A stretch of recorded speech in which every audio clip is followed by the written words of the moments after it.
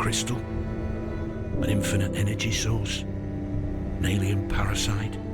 God?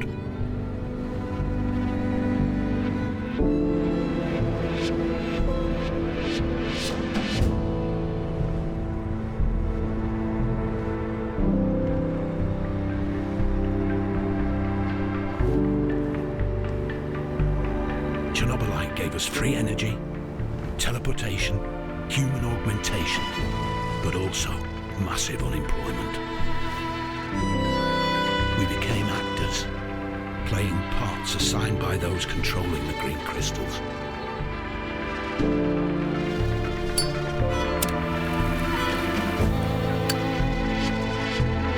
Even former thugs like me need to fit in to survive.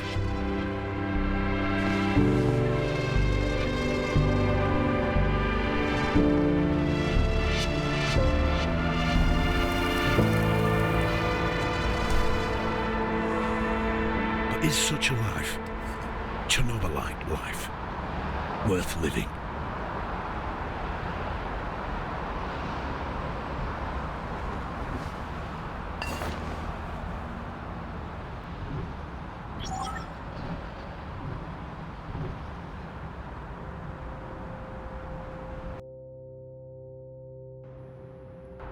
One message received from Megan Gray. You may view and respond to it at any time on your smart display.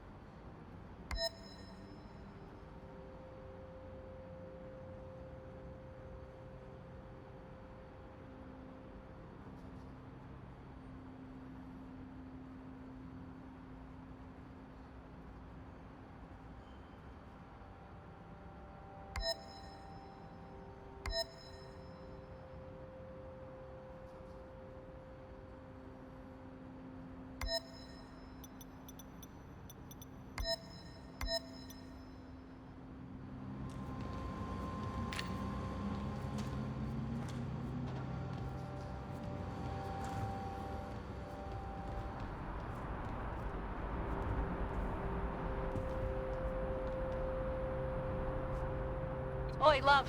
Know you're busy, so I'll keep it short. Hey, best of luck on your first day at work.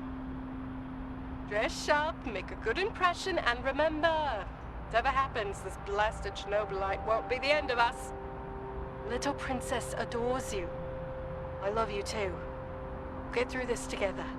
Stay strong. End of message. Would you like to leave a reply?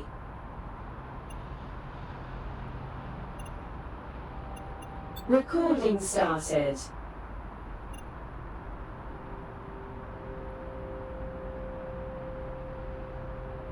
Reply sent. Ending conversation.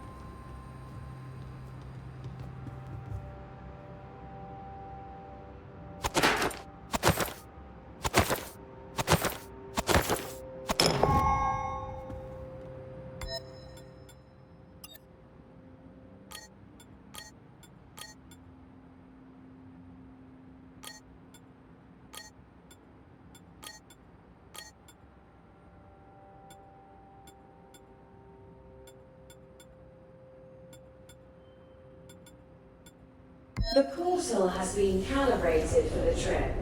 Please use it to commence your training in the Kozlov's training center.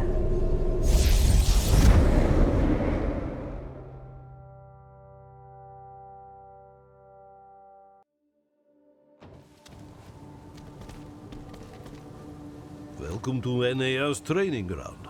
Identify yourself, recruit.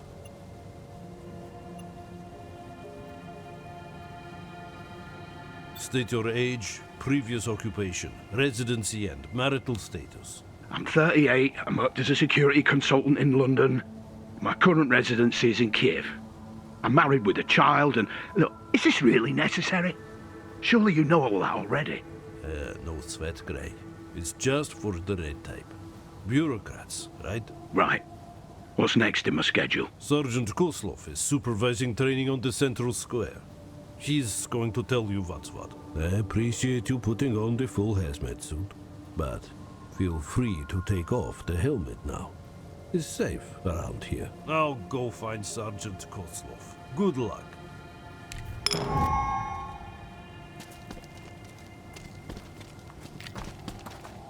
They'll hire just about anyone these days.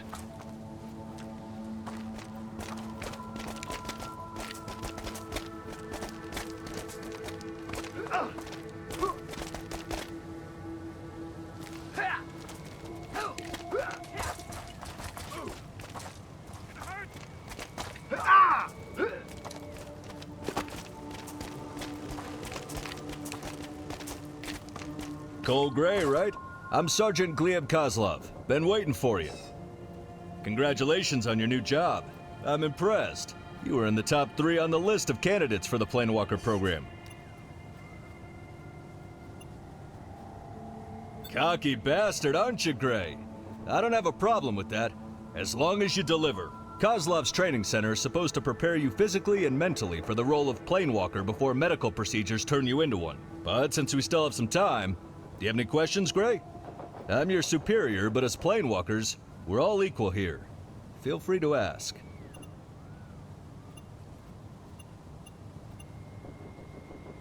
Gray, I've been supervising those missions for years. There are risks, but you should be fine as long as you stick to procedures. That's not what I asked. I need to secure my family's future. I have a daughter. When you have fulfilled your contract, there'll be more money in your account than you've ever seen in your entire life. But if something happens to you, rest assured your family will be taken care of. Want to know what's the worst that can happen to you? Listen, the missions are simple for the men like you or me. You jump to a parallel universe, make a deal with the locals, or put them in their place. If they don't want to cooperate, that is. Sometimes you'll need to dispose of a few wretched souls corrupted by Chernobylite. That's why combat training is important. Corrupted by Chernobylite? In what way? Not entirely clear. Chernobylite influence can sometimes cause people to lose their mind. Quite literally.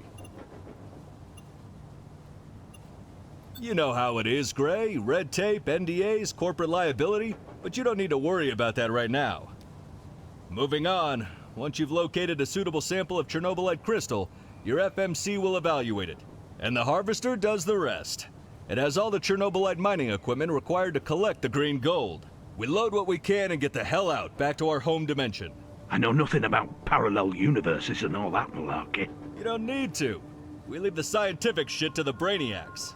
In a nutshell, the Chernobyl disaster gave birth to an endless number of parallel worlds. Their timelines are different than ours. People there are usually unaware of Chernobylite's power, or they were already killed or corrupted by it. But the reclamation missions provide access to an unlimited source of Chernobylite. Thanks to our job, this world can flourish. After my uncle, he's the boss here. You must think that I got this job effortlessly because of him. I didn't say that. You didn't, but that's actually true. I was one of the first people ever genetically modified into Planewalkers. There was a risk I wouldn't survive the process or the first mission. But here you are. Your gamble paid off. Good. It's time for you to familiarize yourself with different fighting techniques and choose which one suits you best. Well, can I use them all? As you were told during the recruitment process, there are a few classes of Planewalkers, like Eliminators, strong and skilled at melee combat. Emissaries, agile, fast, and dodgy types, with a good eye and shooter's stable arm. Or scientists who use their intellect and knowledge. They're trained to use Chernobylite-modified advanced weapons. You are here to train and eventually decide what class you want the genetic modifications to turn you into.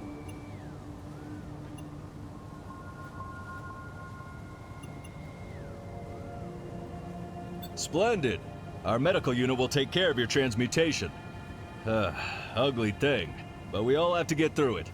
But before that, you need to decide if you feel better as an eliminator, emissary, or a scientist. Or maybe you want something in between? This is important, because the MAD team will make sure that the genetic modification target the skills specific for your preferred class. You said it only happens once, so the decisions will be final. Usually no. However, a handful of the planewalkers experience an unusual phenomenon where they were able to connect with their counterparts from another dimension, gaining their skills. The phenomenon remains largely unexplained. We still try to learn what makes them do that. If I were you, I'd make the decision wisely anyway.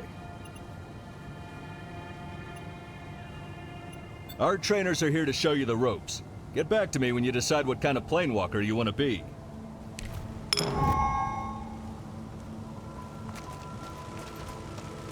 Still waiting for that wrench. I'm Leof, the caretaker of the melee arena. Are you one of those? One of those? One of those who are all talk and no action?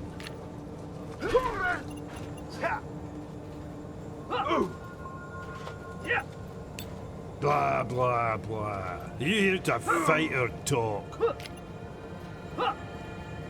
That's what I wanted to hear. You'll be fighting a cutting-edge simulacrum-like opponent. Cannot kill you, but it'll still kick your ass if you underestimate it. You'll get the chance to practice your light and heavy attacks. I want to see if you feel comfortable while fighting with a melee weapon. And don't forget about defense. If you find yourself in a position to block opponent strikes, do it. Now, enough of this talking. Get in and show me what you can do.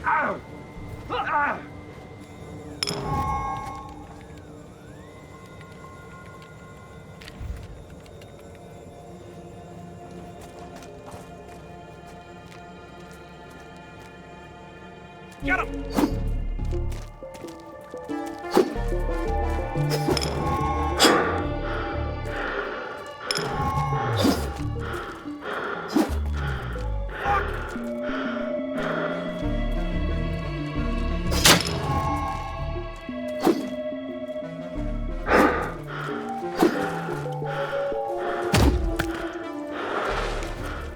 I guess you would survive in a real combat scenario. Not bad.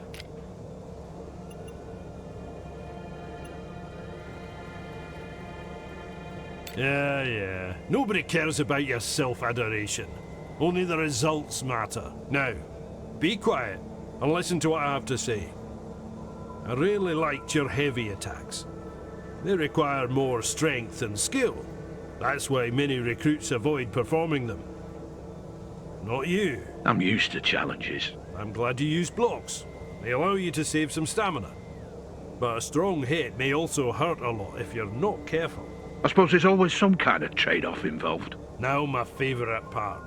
I'm gonna grade your exercise on the scale from 1 to 10. 9? Perhaps even 10. Oh, that was some excellent fighting. If you choose to be a warrior, I'll support your decision wholeheartedly. Do you want to try again?